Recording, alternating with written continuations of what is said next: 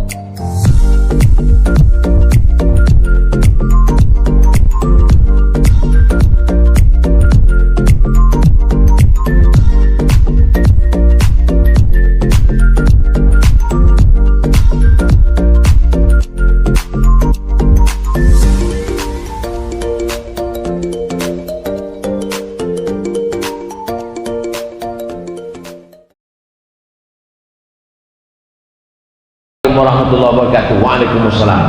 Al-Mukarram Ustaz, bagaimana hukumnya bila investasi digital coin, lebih spesifiknya lagi adalah cash?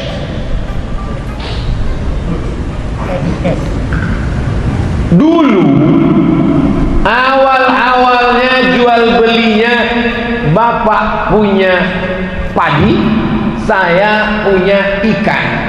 Ikannya ditukar dengan padi. Kamu mau ikan ini tukar dengan padi? Mau. Karena nggak mungkin dia makan beras nggak pakai ikan. Saya pun nggak mungkin makan ikan nggak pakai nasi.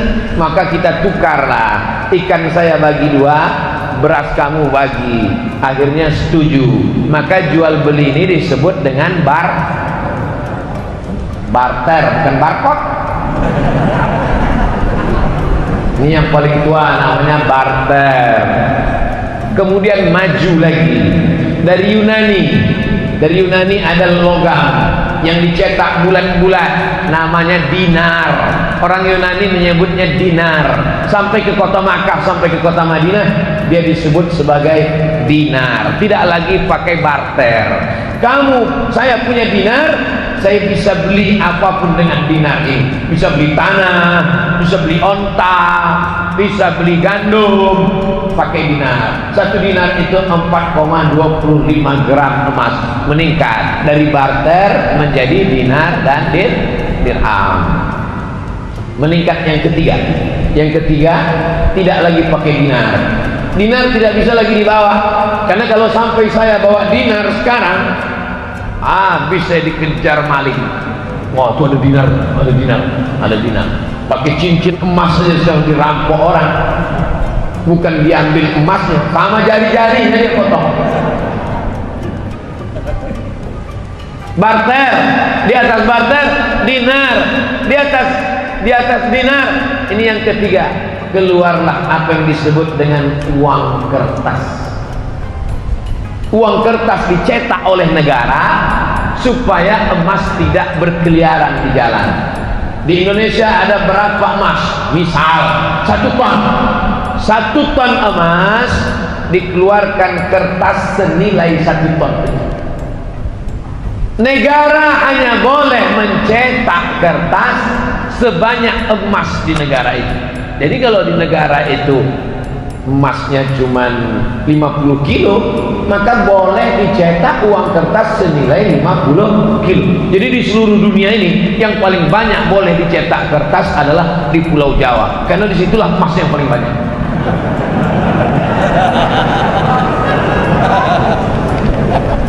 Lalu kemudian Amerika mencetak kertas lebih banyak dari emas yang ada di negara. Ini yang pertama kali melanggar di dunia ini, Amerika. Dia cetak kertas, ternyata nilai emasnya tidak sebanyak itu. Di Amerika itu emas tidak terlalu banyak. Kenapa sekarang emas paling banyak di Amerika? Bukan dari tanah Amerika. Emas itu dibawa dari Papua, karena dia punya perusahaan di Papua. Dia sedot emas dia bawa.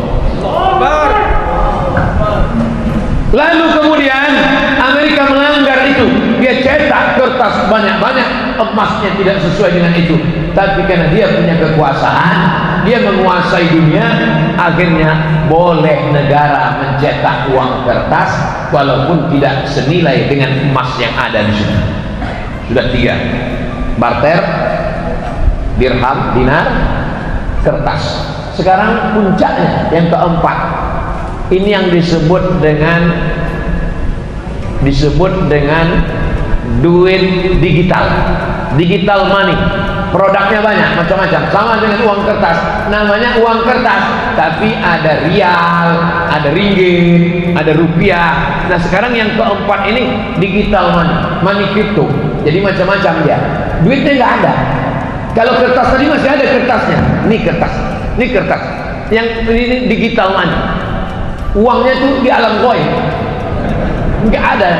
Tapi dia punya, adanya cuma di handphone, cuma di laptop, disimpan di suatu tempat. Maka kesepakatan pertemuan ulama di Universitas Darussalam Gontor Ponorogo, ketemulah di situ pakar-pakar ekonomi Islam. Kesepakatannya 2. Yang pertama, sebagai alat tukar bisa. Sebagai alat tukar, misalnya saya mau jual mobil saya, datang jamaah dari Masjid Jami Al-Mukarramah. Ustaz Somad, ya saya mau beli mobil Ustaz. Mana uangnya? Uangnya di alam goib Ustaz.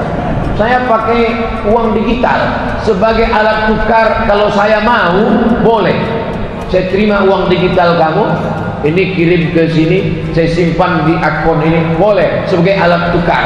Tapi sebagai alat investasi sebaiknya tidak. Kenapa sebaiknya tidak?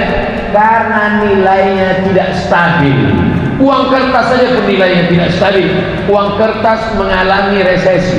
Uang kertas mengalami apa yang disebut dengan nilainya tak sama, jatuh. Harga kambing zaman Nabi dengan zaman sekarang pakai uang dinar sama. Karena emas itu stabil. Makanya orang sekarang berbondong-bondong menyimpan emas. Emas tetap naik. Emas dulu 1 gram 500.000. Sekarang emas sudah 1 juta. Nanti berganti zaman, berganti sedangkan uang. Makanya kalau ada orang pinjam uang, saya pinjam uang kamu 100.000 tahun 2020, dibayar tahun 2030 dengan 100.000, mau apa enggak? Saya enggak mau. Karena dalam 10 tahun itu terjadi inflasi, nilai uang itu jatuh. Tapi kalau emas tidak jatuh, emas stabil. Nah, jadi ada satu usaha mau mengembalikan umat Islam ini kembali pakai emas, pakai mata uang emas. Kalau Eropa bisa pakai satu mata uang euro, umat Islam juga bisa pakai mata uang emas, dinar. Bisa atau tidak bisa? Bisa. Tapi umat yang paling bisa disatukan itu umat Islam. Tuhannya berapa? 1. Qul huwallahu ahad. Nabinya berapa? 1. Asyhadu anna Muhammadan Rasulullah. Kiblatnya berapa? 1. satu. Orang Islam sholat arahnya di dunia ini cuma satu, tapi yang paling sulit disatukan umat Islam. Subuh aja udah mulai, satu pakai kunut, satu enggak kunut, satu pakai usolli, satu enggak. Yang satu ujungnya gini, yang satu gini. Betul. Nah, makanya kita jaga persatuan. Masalah sepele-sepele ini jangan sampai merusak persatuan. Kesimpulannya, money crypto, uang digital sebagai alat tukar oke, tapi sebagai investasi. Kalau beberapa pemain money crypto kehilangan uang. Bapak Ibu ikut tak berita si fulan artis terkenal kehilangan uang digital karena kehilangan karena sebagai alat investasi. Nah, ini. Paham?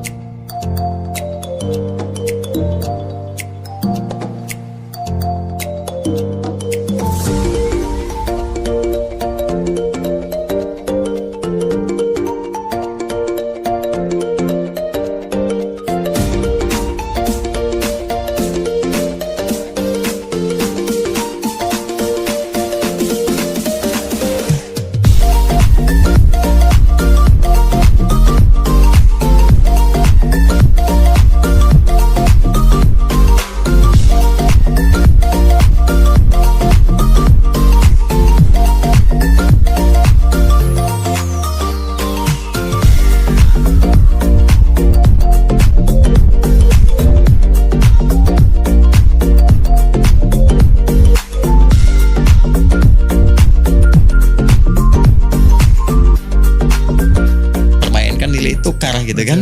Nah, cuman memang karena ya keadaan politik tertentu, dinamika tertentu, butuh bab tertentu di Klik Adi untuk membahasnya, kan? Sehingga menjadi dominan uang kertas tertentu. Ya, tapi masih ada di sini unsur penguatnya, yaitu ada otoritas yang menjamin.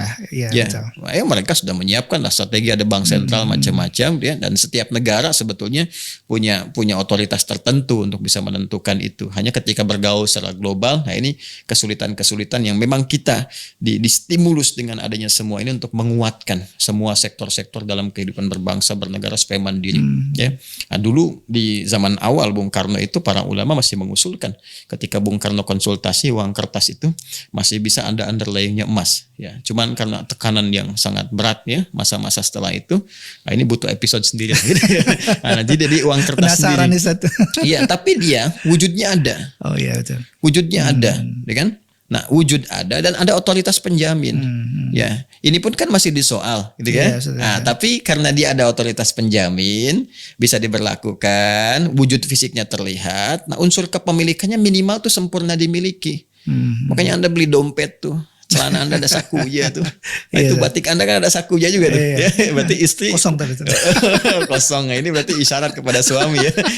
Bikin saku supaya bisa diisi. Ya, maksudnya sakunya jangan disimpan di suami. Ya. Kan uang suami, uang istri, uang istri juga. Iya. Yang bisa aku pindah. Kenapa sampai ke situ ya bahasanya? Iya. Jadi saya balik lagi ya. Ya, siap. Balik lagi. Nah, ini ada materinya. Uangnya ada, sehingga ketika saya serahkan peci saya pada Anda dengan ukuran tertentu yang umumnya disepakati dan wajar sifatnya, bisa dibelikan kembali peci yang mungkin serupa dan sebagainya, atau ditukar dengan hajat yang senilai dengan itu, Anda keluarkan uangnya, fisiknya ada, saya miliki, saya masukkan ke saku saya, Anda ambil peci saya, tempatkan di tempat yang sesuai, kan? Maka terjadi pertukaran yang seimbang dalam bentuk benda yang dipertukarkan, materinya ada. Sekarang kita tarik ke dunia blockchain misalnya. Ya, ada kreasi yang ditampilkan, wujudnya ada. Wujud ini bisa dihadirkan. Misal ada karya ini kemudian ditampilkan, dipasarkan di NFT misalnya, non-fungible token itu. Ya, ini kan sebetulnya marketplace yang dihadirkan untuk menstimulus ini cryptocurrency ini berlaku. Untuk dipergunakan. Ya, iya, kalau nggak ada itu kan ini nggak bisa dipakai nih cryptocurrency ini. Maka medianya, pasarnya dipakai itu NFT itu. Maka dibentuk galeri, dinilai dengan nilai tertentu, tersimpan di blockchain semuanya ini, kan tercatat, nggak mungkin bisa dimanipulasi catatan ini. Ya, catatannya. Dan penting juga dicatat selain itu bahwa bendanya ada, wujudnya ada yang disimpan di galeri ini. Kalau dikeluarkan pun, di print, dicetak, wujud dia ada, terlihat, nampak, bisa dihadirkan. Namun dia harus dinilai, ditukarkan dengan satu mata uang yang ditransaksikan yang wujudnya nggak ada. Iya. Ya. Seperti OpenSea dia pakai Ethereum. Iya, Ethereum ada, cuman kan dia nilai-nilai Tidak, digital hanya aja digital. dituliskan 0, sekian atau 1 Ethereum dan seterusnya, ya kan? Nah, tapi ketika dimunculkan, dihadirkan, dia nggak punya wujud fisik. Jadi bagaimana menukarkan sesuatu yang ada dengan yang tidak ada? Ya, jadi sifatnya hanya semacam orang kontrol aja, ada angka-angka, tapi wujudnya nggak ada gitu.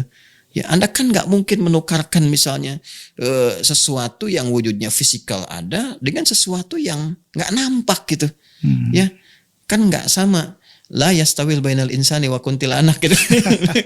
Anda kan nggak mungkin nukarkan manusia dengan jin, karena nggak serupa gitu kan. Jin kan nggak tampak, manusia ada. Ini ilustrasi gitu kan. Ya, jadi sesuatu ini persoalan. Kalau ini soal bisa selesai, maka aman. Cryptocurrency nggak ada masalah dalam timbangan syariat. Tapi kenapa ulama ini memberikan satu keadaan hukum yang ketat di bidang ini untuk memberikan kepastian yang menjamin kemaslahatan bagi semua pihak.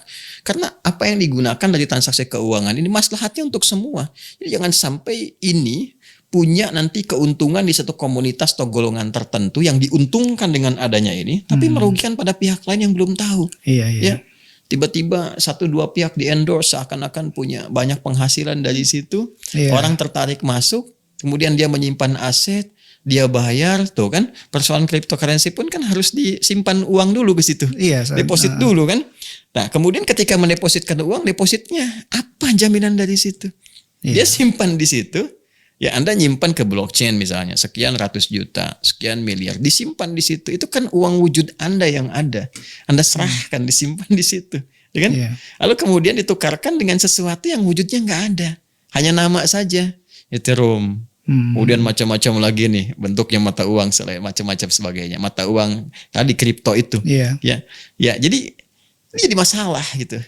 Ya, ketika diwujudkan, dia tidak punya muncul wujud, dan persoalannya ketika mau dicetak pun dikembalikan ke mata uang yang ada sekarang. Itu kenapa tidak menggunakan mata uang yang ada saja, ya kan? Karena belum ada yang mau jamin itu saat. Nah, itu persoalannya. Jadi dia tidak ada otoritas yang menjamin secara keseluruhannya. Sampai saat ini masalahnya di situ. Nah, kalau dia bisa menyelesaikan persoalan ini, selesai babnya, tuntas, ya.